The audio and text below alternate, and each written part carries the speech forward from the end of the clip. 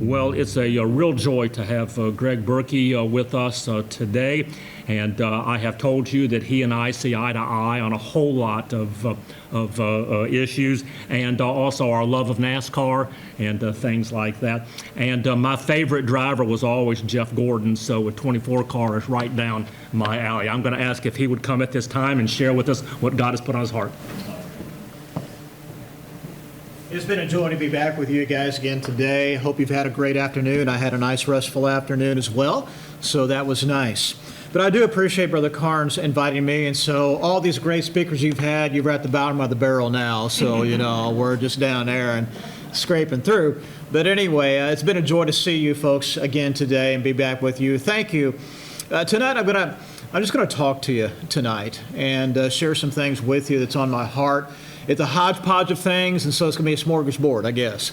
But first of all, I just want to say thank you again for being a part and partnering with us in the ministries that God's called us to, and how you've enabled us and sent us to represent you with Jesus Christ and the gospel to the thousands that the Lord has sent us to through the years, tens of thousands.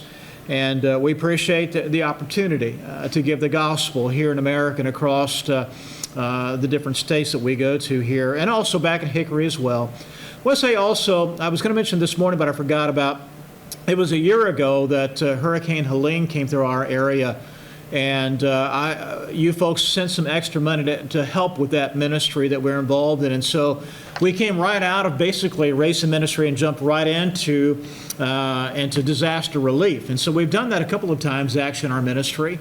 And so here this hurricane that was a 1,000-year storm came through the mountains, very unusual, and destroyed 1,000 square miles of our land up there. And we love the mountains. One of the reasons that we moved to North Carolina, to the Hickory area, is that we're right in the foothills. So when the hurricane came through, it affected us. We were out of power. Actually, we were fine, but a lot of folks in our church were out of power for a couple of weeks. So you can imagine that we didn't even get the brunt of it. We just got the exterior of it. And so the brunt of it up in the mountains was devastating. And so we jumped into action about 3 days after the hurricane went through. We knew that we had to do something because we could at least get gasoline. We at least had electricity in some places. We still had groceries we could access, and went up in the mountain areas where they are still not reporting today the accurate numbers. Literally, there were probably about 1,000 people killed. The official number that they're releasing is about 200. But the fact of the matter is that many of them have never been found. As you go up into the mountains, and a lot of the areas that we loved, had visited and been a part of, and all of that, as you go back in these areas, is that it's interesting that the people that responded to and helped the most to these people in great need, I mean, the need was desperate.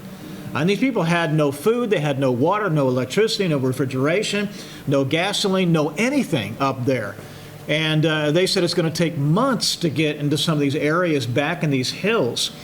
And so what had happened is that as the floodwaters rise, you would go into these areas, mountain ranges, and you go in these valleys. And these valleys have these creeks that flow through them. I mean, they're just literally creeks. You could walk across them. And they rose 60 feet in some areas. And so, and as it did that, it also made the mountains very weak. And so the mountains were not... you can imagine the mountains are rocks, so the layers of actual soil are very thin. And so, and the roots for the trees do not seep in very deeply. So when all that hit that area, it's caused just multitudes and multitudes of landslides everywhere. So as you go through these areas, it would actually land on the roads, it would wipe out houses. I went by so many places where it actually took complete homes away. And so just even in the last area that we went to is an area that only pickup trucks could get back into, and so that's where we went. We had a pickup truck, and so guys from churches with pickup trucks went back to these areas. And then some of these areas you could not get into until you had horses or mules. I mean, it's like going back in time to some of these areas, but these people were in desperate need. And so we had the ability to take our truck and get back to some of these areas that others could not get back to, and taking water, food to begin with. And then also we had to switch to, because it was cold and getting cold, we switched to propane heaters that could, heat a room or heat even a household.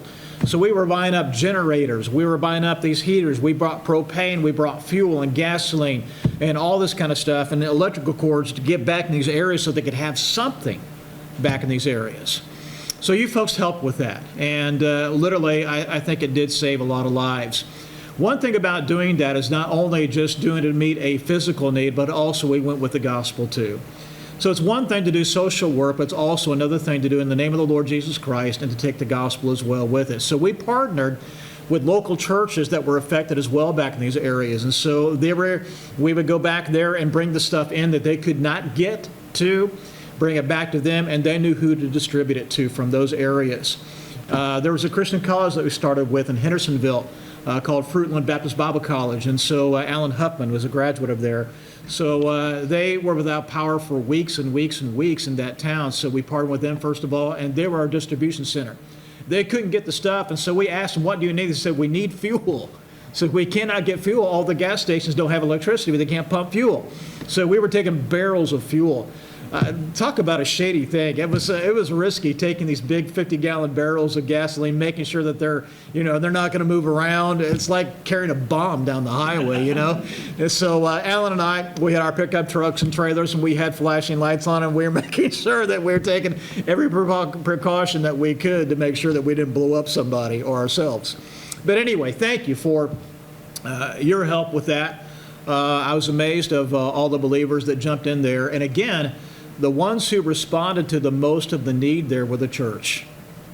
Believers understood what it is to jump in to meet a need like this. The government was no help at all, very little help at all. And so basically they were in the way. And so just get out of our way and let us get the job done. And so that's basically what really got most of the job done there. So we were grateful for that opportunity to do that. And so we've done that a couple different times throughout the years that the need comes, but this was in our backyard. And we felt that we needed to get in there, and a lot of believers got behind us, and your church did as well, so we appreciate that as well.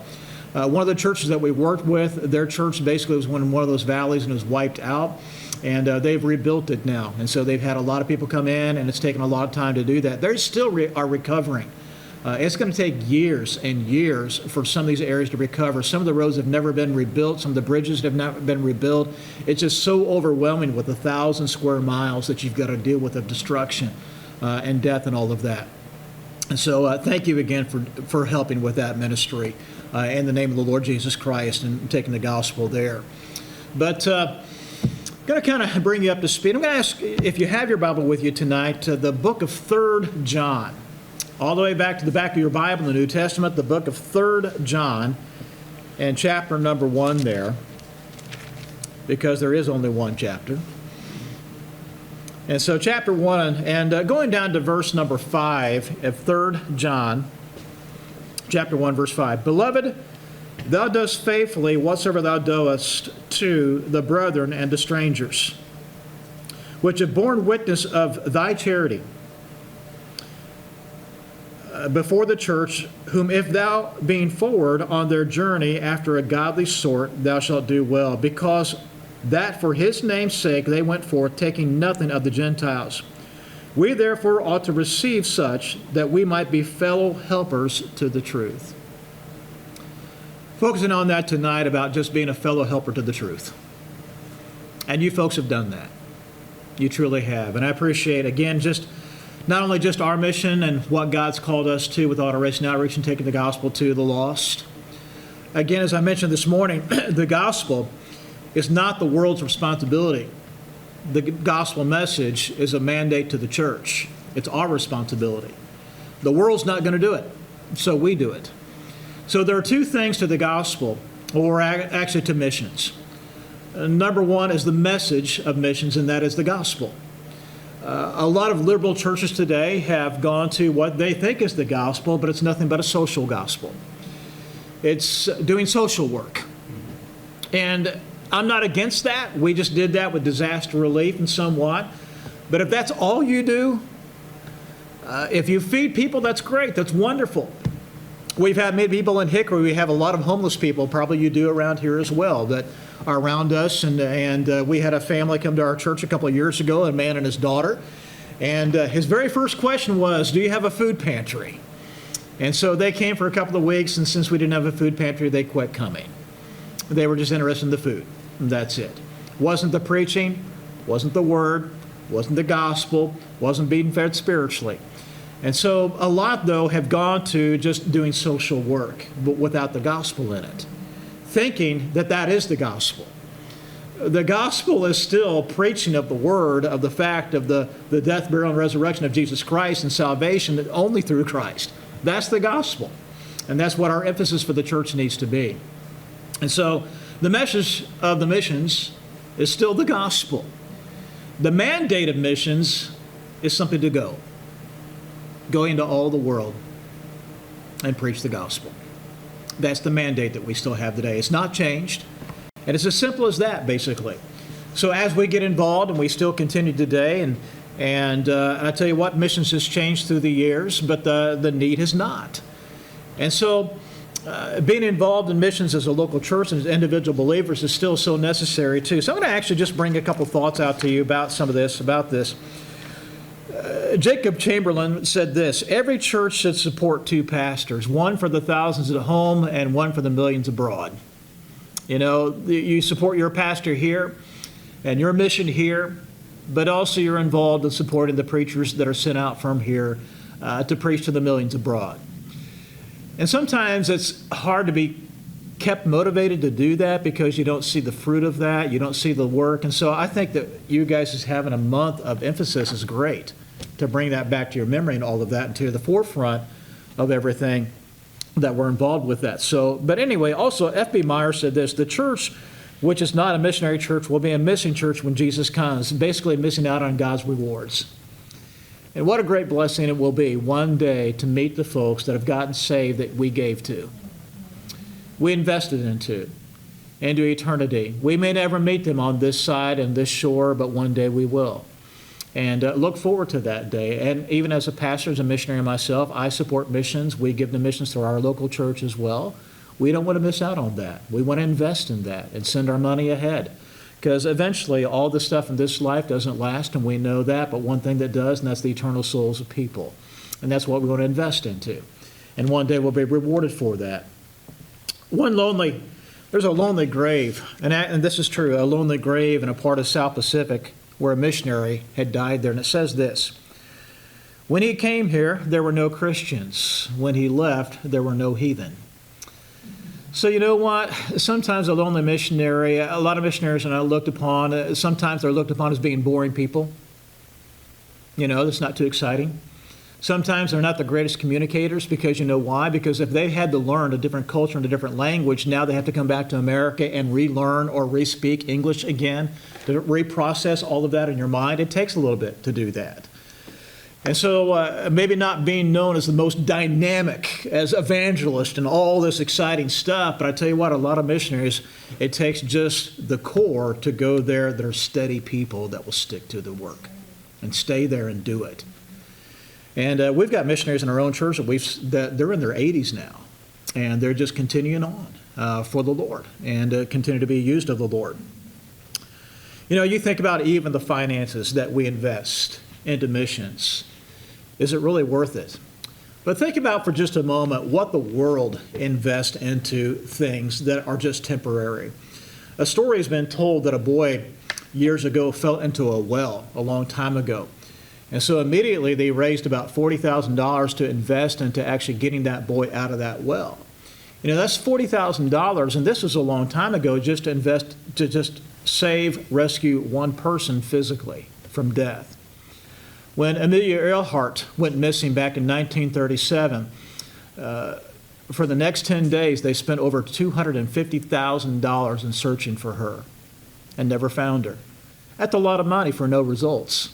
But you know, that's what the world does, is that they will invest a lot of money just for one person to rescue them wherever they are. So in comparison to the church, we need to be investing as well and be invested, both personally and also as a church, into these things, into that which is eternal, These people's souls will live forever, and we need to be invested into that. With that in mind, a story was told many years ago of a man who left behind in his will $50,000 to be given to what was called the Sunday School Union back in the early 1900s, with a stipulation that it specifically goes into missions. So over the next 11 years, they spent that $50,000. Now, that was a lot of money back then. That's like $500,000 today. So it went for a long way. So they kind of, over the next 11 years, they kept pretty close records as to what that was invested into. So here's what it got invested into. So the 11 years, the Sunday School Union started up 819 Sunday schools with over 3,000 teachers and almost 30,000 students, and 98,000 visits made to homes. Over 8,000 meetings were held. Over 6,000 Bibles and Testaments were distributed.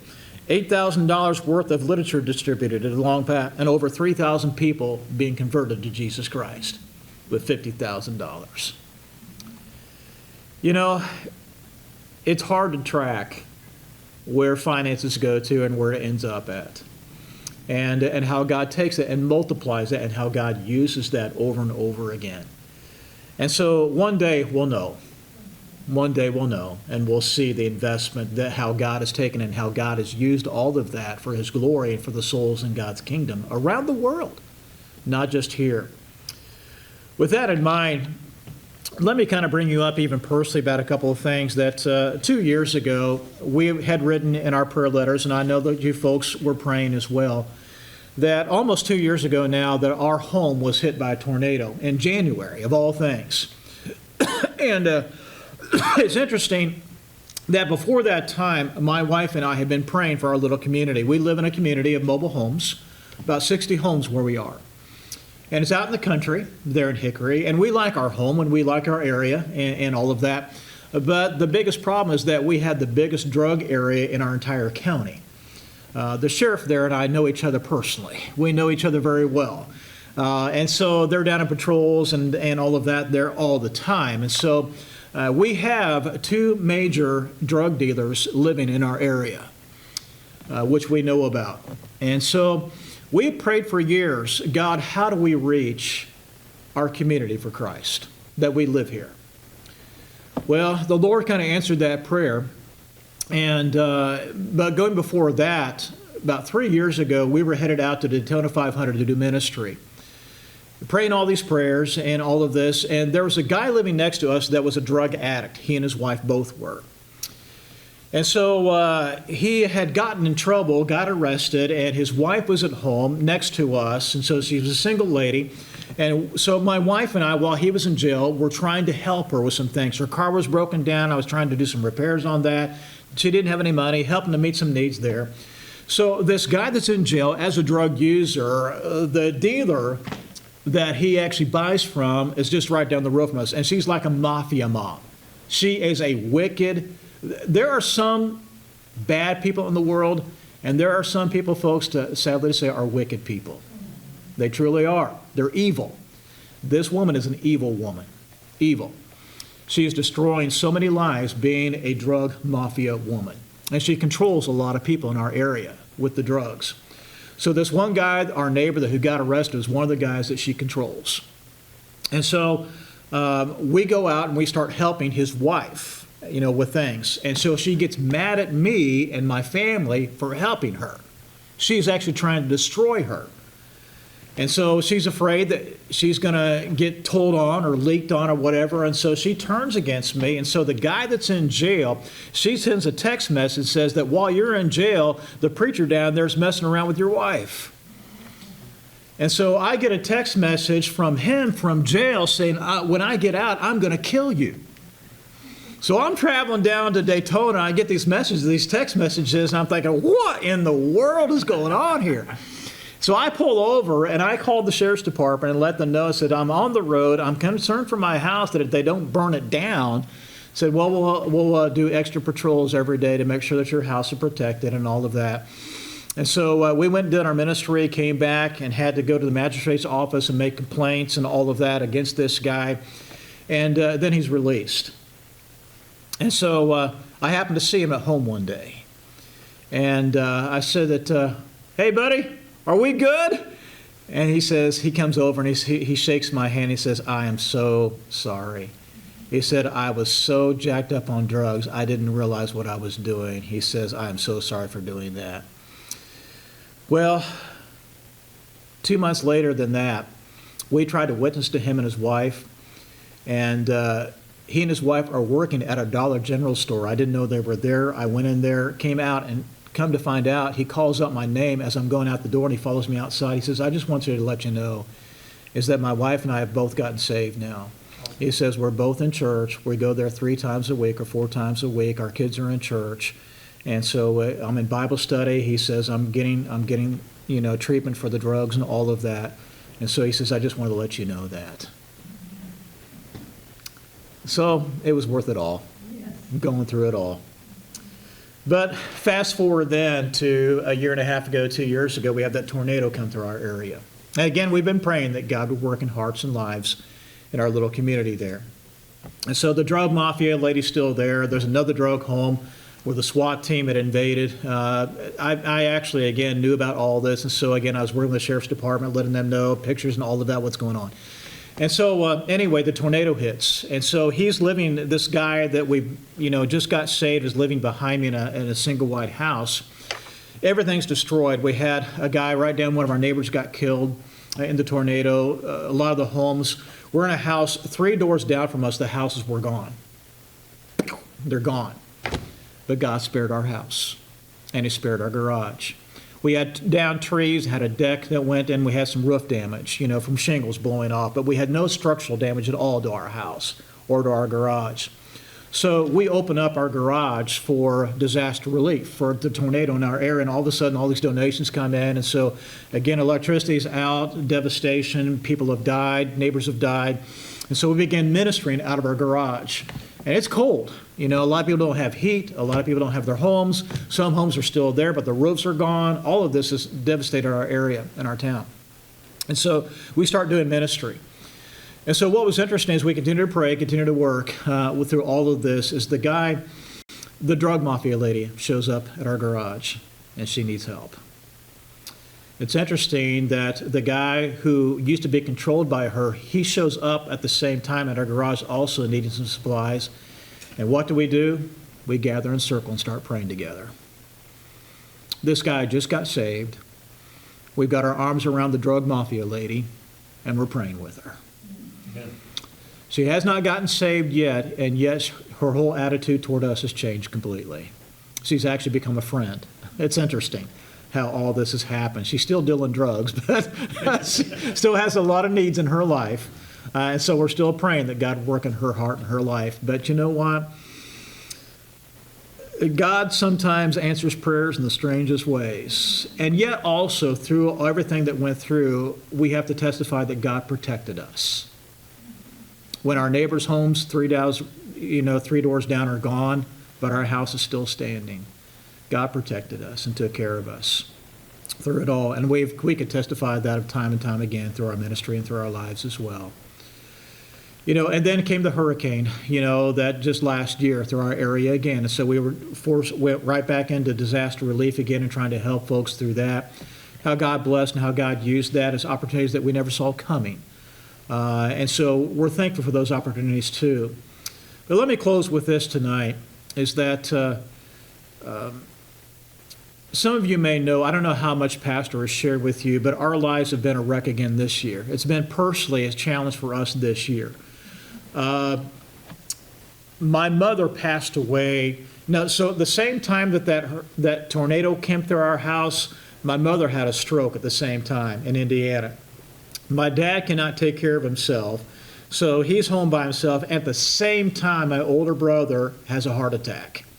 So my brother was not working at the time, so he's able to help mom and dad take care of things. But now my mom and my brother are both in the hospital, separate hospitals at the same time.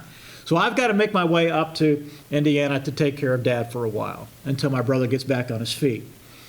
A month after that, my mom passes away. She never recovered from her stroke. So Dad's by himself. Dad is now 88 years of age, almost 89 next month. and so not doing real well. And so my brother's recuperating from a heart attack and all of that. And my brother, he went to Bob Jones, he trained for the ministry, and yet I think he ran from God. He didn't want to go into the ministry. There were other things that he wanted to do with his personal life. And my brother has struggled for a lot of years. He lost his wife to cancer 8 years ago. And then he lost his job. And then he lost his house. Got foreclosed upon. My brother had gone through a lot of bad decisions in his life personally. He didn't have to lose his house. He just, I don't know what he was thinking. Something happened. And then he lost his health by a heart attack.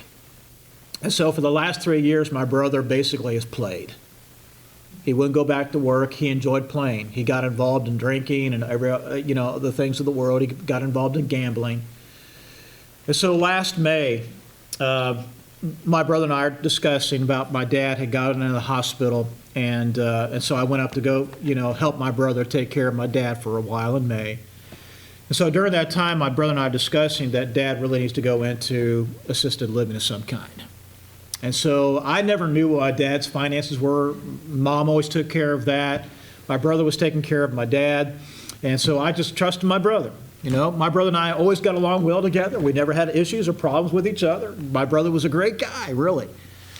And so I never knew dad's finances. So in order for me to make a decision about dad's assisted living, I thought, I really would like to see some numbers where dad is, what he can afford. And my brother never would share it with me.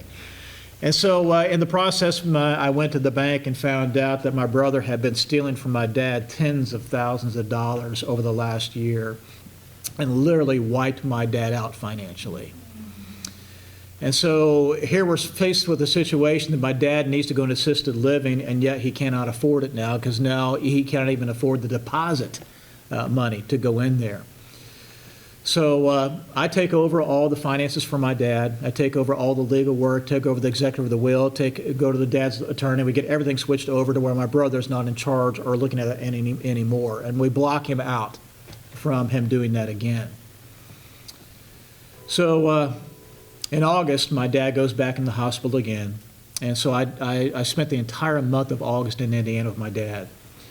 They determined by that time that my dad could not go back to that house by himself anymore. He was living by himself, not doing very well. They said, there's no way your dad can live by himself anymore. So decisions had to be made. It's not just dad being in the hospital now and waiting for him to come out. Now I got to spend the entire month of August. And we decided to sell his house and find a place for dad. And the Lord did. The Lord provided a place for him. A really nice place where they're taking good care of him. His meals are provided. He's got a nice apartment there. It's something that he could afford to be in. Sold the house. The house sold within 3 days. And so I was the only one who could clean the thing out. 60 years of living in the same house, and mom and dad never threw anything away. I mean, I was cleaning out papers from the 1960s, all the way back then. And so every closet, every bed, you all act like, all right, I know, I've been there, done that, seen that. And so, you can understand that. And so it takes me a whole month basically to clean out the house. And so we just got a big dumpster and just started hauling stuff. And one nice thing about his dad's in the hospital, so he didn't have to say yes or no to things. And so I kept out enough furniture for his new apartment and the things that he needed for there. But if my mom was there, it would have been an issue. And so the Lord took care of that in advance too. So anyway, all that took place. And then in September, my brother took his life 2 months ago. And again, we don't know what happened, but something happened to my brother. He snapped. We think that in July, I know that he ran out of money a year ago. And so after talking with his landlord, so my brother lost the home in foreclosure, but he continued to live there and rent it for $1,900 a month. So a lot of my dad's money went to that for about a year until my dad's money was gone.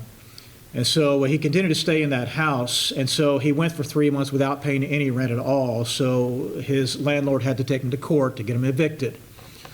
So on September the 25th, I'm back home in North Carolina, hoping that things will smooth down. And I got a phone call from a coroner's office and said, are you related to Jeff Berkey? I said, yeah, I'm his brother. He says, well, it's sad to say that he has taken his life.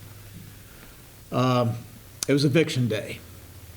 And so my brother decided that he would wait for the police to show up. He shut the door, set the house on fire, and he went upstairs and shot himself. So tragic. I still don't understand all of that. I have a hard time grasping all of that and some things. So my dad is by himself in Indiana in assisted living. There's no more family left for him except for myself, and I tell you, it's hard to manage from 650 miles away. He calls me almost every day, kind of lost, and he says, I need help, and we have to calm him down. You're in the right place, and we have the nurses and all of that there, but anyway, it's very hard to manage now. So we're praying for Dad, his situation there. But let me finalize with one thing, that even though all that happened, God still was good. In that we saw God sell the house, take care of that. Dad needed the money to live off of, still with assisted living. So God took care of that. In our trip home, my family, from my brother's funeral, I went up and did my brother's funeral, went through his stuff. That was not easy either. A burnout house, had to go through all of his stuff. And anyway, went through all of that. So on our way home from my brother's funeral, we had our camper up there because I had the family there. So we burned out a bearing in my camper coming home in Kentucky. And so pull over, and we're out in the middle of nowhere and trying to find somebody. And I finally found a roadside mechanic that said I could take care of it. And he came out there and found out he didn't know what he was doing. And so I had to go down and literally one wheel is missing off my camper. It's just the axle hanging down. So I limp it to found out that there's an RV dealer down the road about 10 miles. So I'm limping it down the highway, the interstate, got it there. They fixed it. But when the roadside mechanic was trying to fix my whole hub assembly, he took off the wheel behind him to make sure he's doing it right. But when he put it back on, and Brother Carnes will understand this, to put it back on the spindle, there's what's called a little spindle nut. And you put that on there, and then you usually turn it back a little bit. He actually took a torque wrench and torqued that thing down 120 pounds. I'm thinking, I don't think it's supposed to be that tight. He says, oh yeah, that's what it calls for. I think, okay, you're the mechanic. And so we made it down an hour down the road, and the wheel caught on fire. The second one did. We lost the whole wheel, the whole assembly. Here we are, the axle's hanging down there again. We pulled into the place and said, God, we're in Corbin, Kentucky. And I said, Lord, I can't even move this camper now. We're stuck in a parking lot, and I have no idea what we're going to do about this thing. Well, the Lord knew. So get the family in the pickup truck, and we take off down the road trying to find some place that maybe could fix our camper. And we go down about a block, pull into place. They said, we can't fix it, but it happened to be that this guy came to our place yesterday and left us this card. He's a mobile RV repair guy. He said he was just here yesterday. Maybe you take a picture of his card and call him and see if he can help you. I did, and immediately he came out in a couple hours and began to work on it. He says, the bad news is we're going to have to take the whole axle off. It's going to take 3 days to repair the whole entire axle. So I said, okay, that's fine. We'll do what we got to do. So a $500 repair now turns into $4,000. But God has it. So while he's dropping my axle, I get a phone call from a pastor friend of mine in West Virginia. And this pastor says, what are you doing? He says, well, you're not going to believe it, but actually we are getting my trailer axles being dropped right now. He says, oh my goodness. He says, after all you've been through. He said that I do have some good news for you, though, that maybe will help. He says that there was this lady, and I may mention this in the morning service this morning, is that there's this lady in our church that used to support us, and she's a member of our church, and she passed away, and she was a godly woman, had no children. And so I just found out today that you're in her will. Auto Racing Outreach is in her will. She left beneficiaries, 50 beneficiaries in her will. She had no children. I did not know this about this lady, but she died with $3 million. And said that, so I had no idea to begin with what that was going to look like. So this pastor calls me and says, I want to let you know that you're getting quite a sum of money from this lady. And I tell you what, talk about the perfect timing when that axle's being dropped. It took the sting out of it. It really did. But I say that to say this, is that through all the pain, through all the battles, there are blessings. So many blessings where you testify and you see that God's in control, that God sees everything that you're going through, and God knows how to take care of everything as you're going through it. Sometimes the battles have been really hard and devastating, and yet God is still faithful to say, yep, I still got you. I'm still here. And we'll get you through to the end. So I just want to, again, just share those stories with you. And thank you again for being fellow partners with us in all that the Lord has led us to do. And we're privileged to be partnered with you guys. All right. God bless you all.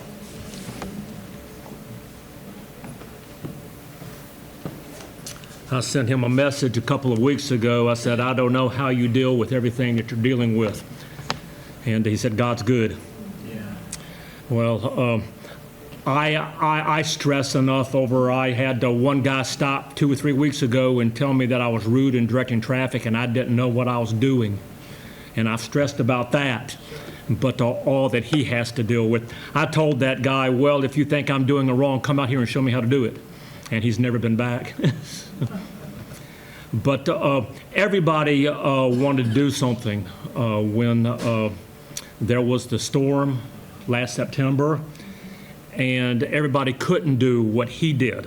So we took up an offering, and I was surprised. We sent him $1,250, and he used that to buy generators. So some of your help helped that and whatnot. I wish that we could support him in a bigger amount, but I support all of our missionaries at $50 a month, and just every dollar helps. And last week, we just sent out our third quarter missions to him, and by the end of the year, I hope that we're able to send our fourth quarter. I've enjoyed having Greg here today, and this afternoon he went back to his room and got some rest this afternoon, and he's going to stay tonight and drive back to Hickory in the morning. So pray for him as he travels to have journeying mercies. I'm going to ask Harold if he'll please come, and we'll sing our closing song. And we'll also close out our missions month today as well. You're going to have to listen to me again next Sunday morning. Oh my. Well, I can turn it over to you. Oh, okay. Let it be. Oh. Brother, a lot of times things come my way, and I'm the only one that's going through something like this. But then we get a testimony from folks. It was compared to nothing, But we need to thank the Lord for what we have and what He's done for us. We need to be faithful to Him also. And so I appreciate that, brother. And the Lord will bless. He already has. And He'll continue to do that. Let's stand together and we'll sing.